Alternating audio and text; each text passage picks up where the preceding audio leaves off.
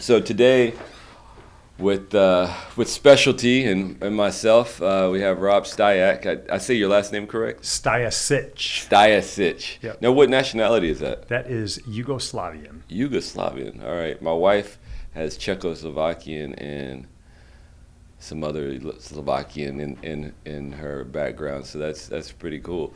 So we have Rob here. Rob and I go pretty far back. I was introduced to Rob from a good friend of mine in the Colorado area, and he's actually relocated back to the Dallas area to prosper, actually, and he's got a unique background with regards to just business entrepreneurship.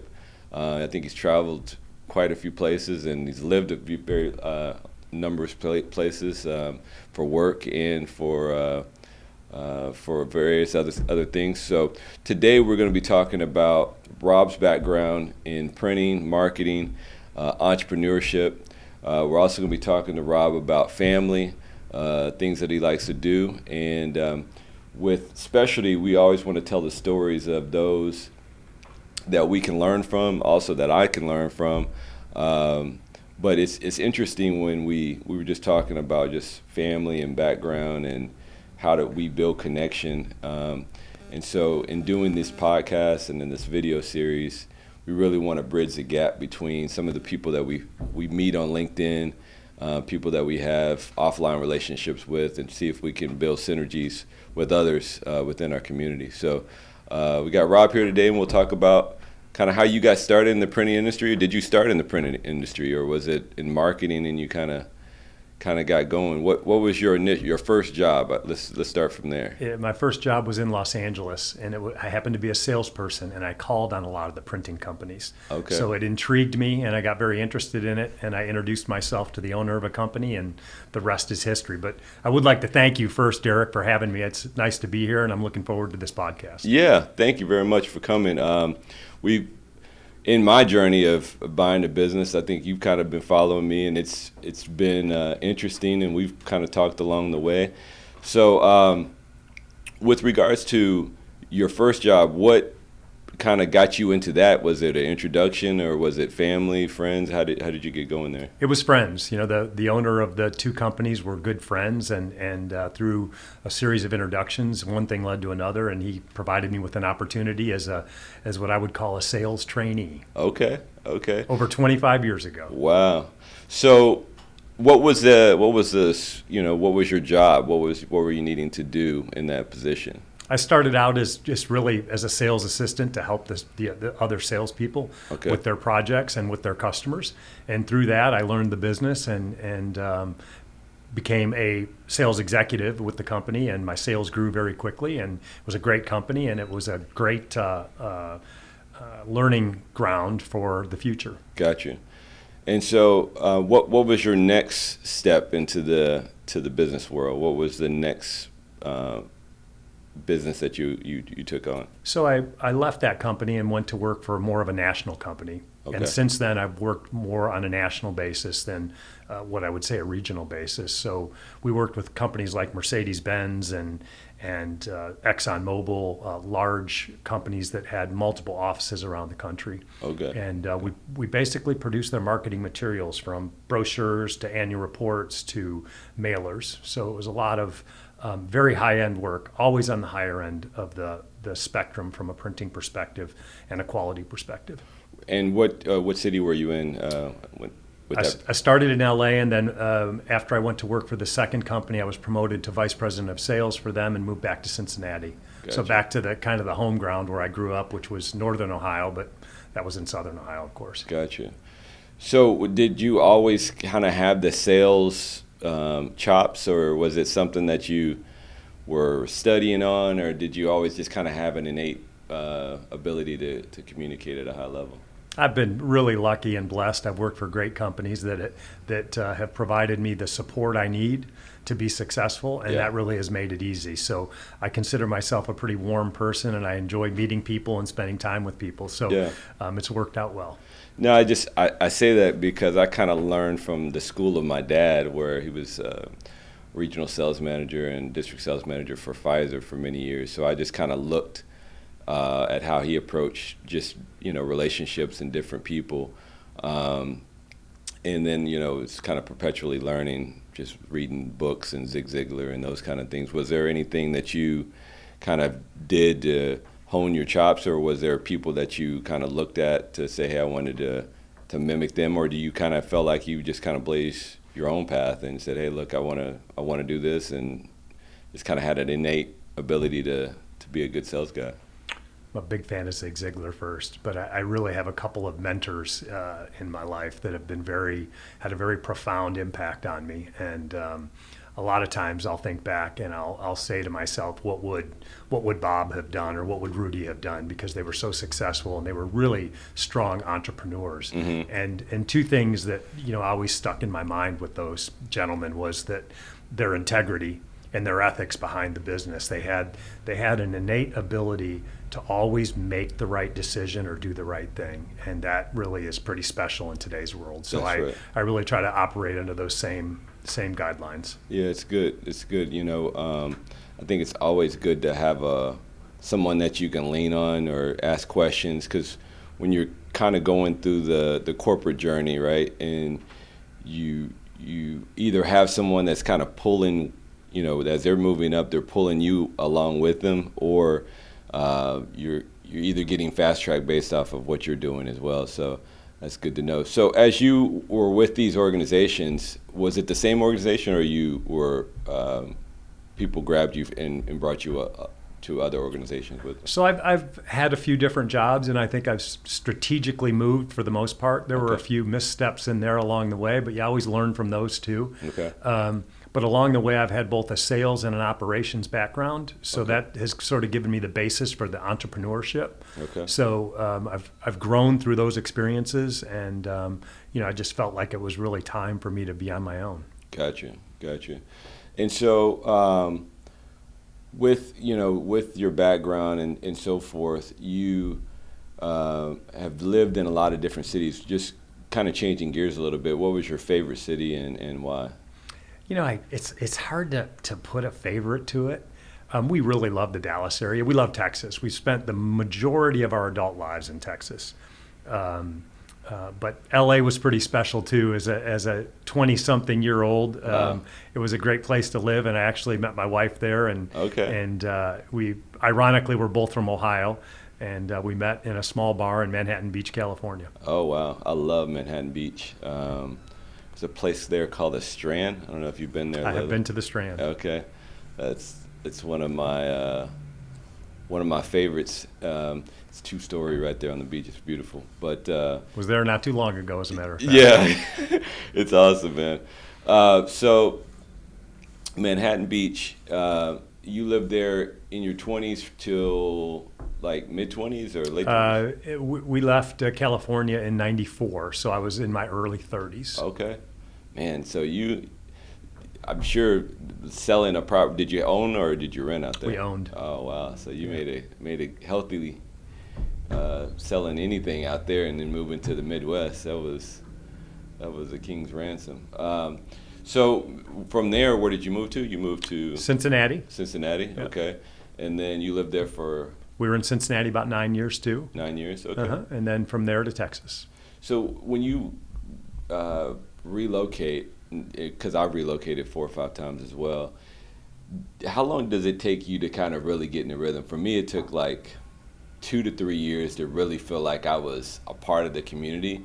I don't know if you've lived here in Prosper just a couple months now, and you lived in Allen previously. And since does it feel the same way? Or are you able to adapt pretty quickly to? I'd say I don't think quite 2 to 3 years, but I'd say 1 to 2 years before it really starts to feel like home. But we moved from Dallas to Colorado and now back to Dallas, and we enjoyed Colorado. It was a great place to live, beautiful country, but Dallas really feels like home. Yeah, the pace, Colorado's pace. I love it as a vacation place, but when I visit yourself and then I visited a good friend of mine, it's just so slow, I mean, it's just a very laid back, feels very much like Asheville or Portland or just those communities that are just, the pace is different. And in Dallas with I don't know if it's the traffic, I don't know if it's just the business acumen of people. I mean, everybody's obviously in different markets have their own way, but Right. Dallas feels very, very much more suitable to my speed of life. Have you ever lived in urban, like downtown areas, like urban areas? I have not. We've pretty much always been in the suburbs of Suburbs. any city that we've lived in, Okay. and that really that was driven by my wife's decision. Gotcha, gotcha. So going back to the business world, and in your new endeavor with entrepreneurship, have you ever had any background of owning your own business in previous side hustles or anything like that? No, I have not. You know, I would say I've considered myself an entrepreneur all my life. The companies I've worked for, you have Right. to be a self-starter when you're in sales. So from a certain degree, I've been on my own for a lot of years, but you know, now it truly is my business, and I'm really enjoying it. Got it. So in your journey of finding your new business, was there other opportunities that you looked at within this new process, I guess entrepreneurship that you're in? Was there other businesses that you looked at before you selected this one, or was it just kind of fate and you both found each other? No, I did. I looked at a lot of different businesses, some of which I liked, and some of which I thought were great opportunities. But when it came down to it, having so much experience in the print/marketing world, this one made the most sense. Gotcha. And so this business has been around. What's the name of the business? The business is Metro Finishing. Metro Finishing. Okay. And the business is, he's been in business or was in business for 22 years before I bought the company from him. And I like to call it one of Dallas' best kept secrets. Yeah, I would agree with you. When you were telling me about it previously, I was like, wow, I didn't realize they do that. And so what all type of printing does it do? We're basically a finishing business, print services, and we work with local print vendors and then work with some clients directly. Okay. And we produce very high-end corporate invitations, wedding invitations, corporate collateral pieces. Basically what we do is we foil stamp, die cut, emboss, fold, glue. We have a small packaging line, so we're pretty diverse. Okay. And then we're really willing to take on everything. The part of the business that really want to expand is just calling it general print services. With my background and my history in the print industry and the relationships I've built, there really isn't a product out there that I couldn't get produced for one of our customers. So we just want to expand our services overall. Gotcha. Basically what we want to do is do more for our customer base. Gotcha. And so is there, are you finding that is there one sector that is kind of drawn to you at this point, or weddings, or is there an industry that you're working with more as of late? I'd say the majority of our customers are printers. Okay. But as I It's look more of a B2B. Yeah, as I look at the products we produce, I think there's a tremendous amount of opportunity. And 30 days in, I haven't really decided, what the first area of focus is. I expect within 60 days to have rebranded the company. Okay. And be a little more focused. And our website is now up, and it's in its infancy, but we'll continue to expand upon that and show the different services that we offer. Well, gotcha. Is your family involved in the business? My wife is a vice president in the company, and, Okay. and she will let me know that and Okay. keep me in check. But none of the other, I have 3 children, and none of them are currently involved in the business. Gotcha.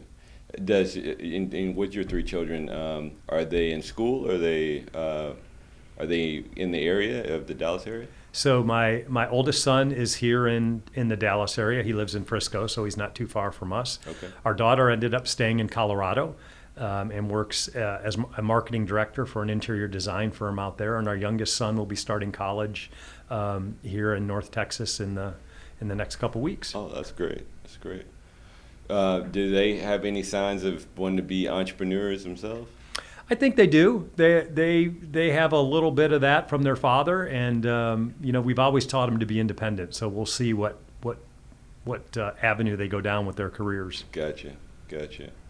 So, what challenges do you see in the next year of starting a business? I know I've experienced just coming from the corporate world for the last 20 years, just doing same processes that were already built, now creating your own processes that you feel like is best suited, and then also learning from the people that you're that you're taking in as far as you're buying the company and trying to grab some of the culture that was here and then create your own culture? What's some of the challenges that you feel like you may come across in the next year? Yeah, I'm really feel very good about the team I have. Most of the team has been with the company a very long time. Okay. So they really understand the processes and the customers. So, that is puts a really solid base out there for the growth that I want to go out and gain with the company as far as growing overall sales. Challenge may be managing, some of the business, depending on how fast we grow. But we haven't had much of a sales effort at all. Okay. And that's really my strength. So I'm out there beating the streets right now, talking to potential new customers. Okay. From an equipment standpoint, our equipment's in great shape, and we have plenty of capacity. So, there may be some challenges finding, qualified people that understand the craft. Because interesting thing about what we do is many, many things in the printing industry have been changed by the onset of computers. But with what we do, it truly is a craft. Gotcha. There's heat and pressure and different things that are applied to make it look proper and make it look award-winning, so to speak. So Right. Our guys really understand the craft of the business. That's good to know. Because it is such a unique business, is there much competition here locally, or is it national that your kind of competitors are in?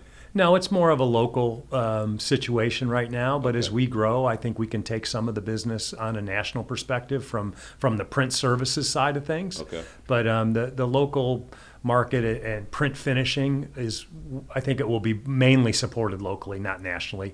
The turn times in today's world just don't allow to ship product around and then ship it back. There's just not an extra day or two for shipping. Gotcha. Our typical job is turned in 24 to 48 hours. Gotcha. So, obviously myself we're just going through this, and as you mentioned, just the amount of jobs that we have taken on it's great. You're trying to find new talent. We're going through that right now as we speak. We're doing great. We're still maintaining a high quality of service, but trying to balance growth and quality. It definitely poses these challenges for us, especially. Is there things that you do in the free time that you enjoy doing? Oh, sure. I really enjoy spending time with my family and love to stay fit and stay active. Love to get out and get some exercise in the mornings or evenings or whatever. But Yeah. Right now, I'd say the business has pretty much consumed my time, and I am enjoying that. It's been a lot of fun in the first 30 days. Yeah.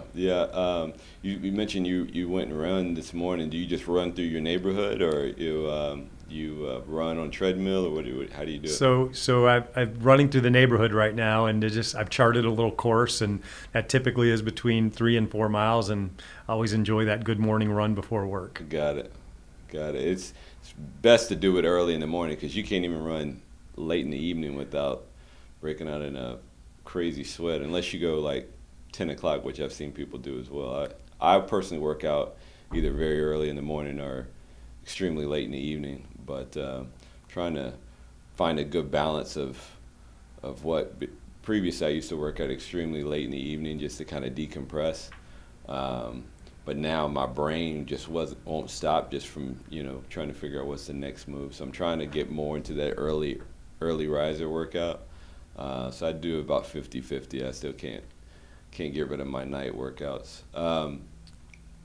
Is there anything that that you like to talk about or convey with regards to the services that you're wanting to get into, possibly move into? I'm not as familiar with the print industry as I am with some of the other industries. Is there are some other areas that, as you mentioned, you're looking to kind of evolve into, other than what you're currently doing? Yeah, there's some specialty services that I've been looking at even in the first 30 days, and one of those is laser treatment. You can laser graphic, you can laser paper, and you can laser other types of materials. Okay. So I think a laser is something we'll look into down the road. And then there's other real specialty print finishing types of processes. One is edge beveling, which is very unique for invitations. Okay. Provides a 45-degree angled beveled edge along the side of a very thick invitation. Okay. And many people like that look.